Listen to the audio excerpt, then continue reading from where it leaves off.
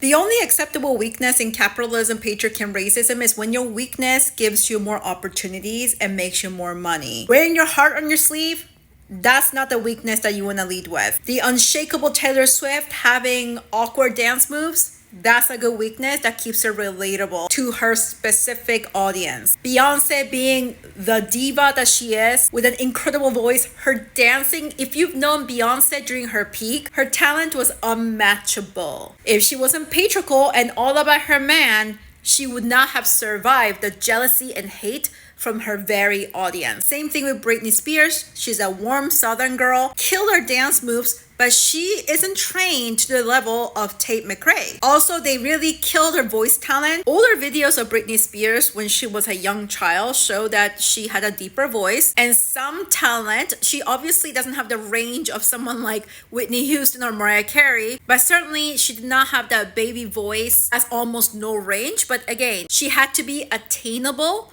to her audience. Now let's look at someone like Tate McRae.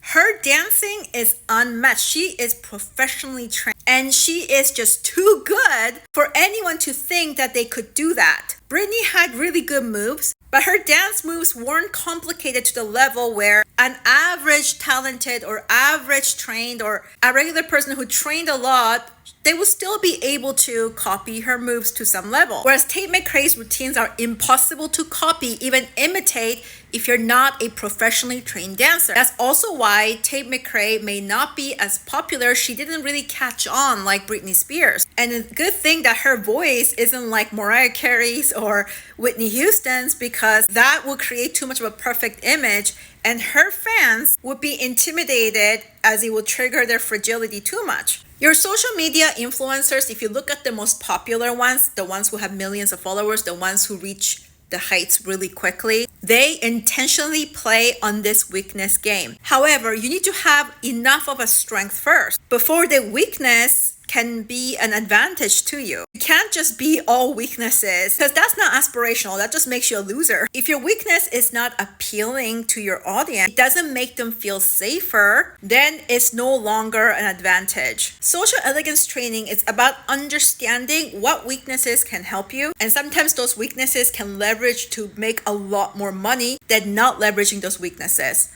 Last thing, Dream Academy Adela, the first to get eliminated. Unattainable dancer, fabulous voice, killer songs, but not growing fast enough right now because she is unattainable for an average person. Mediocrity is celebrated. If you want to overcome your mediocrity, then you need to be the seller and not the unconscious buyer.